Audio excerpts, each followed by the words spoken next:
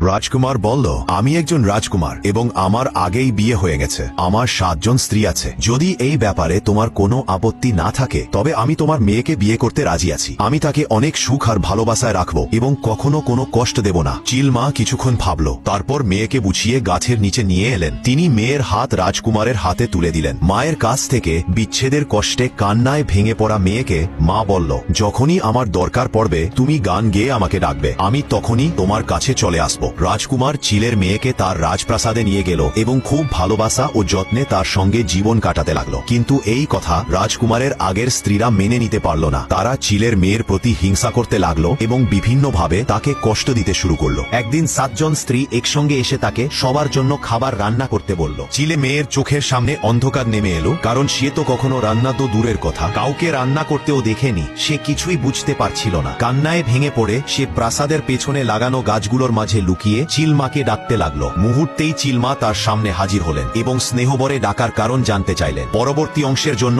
চ্যানেলটি সাবস্ক্রাইব করুন।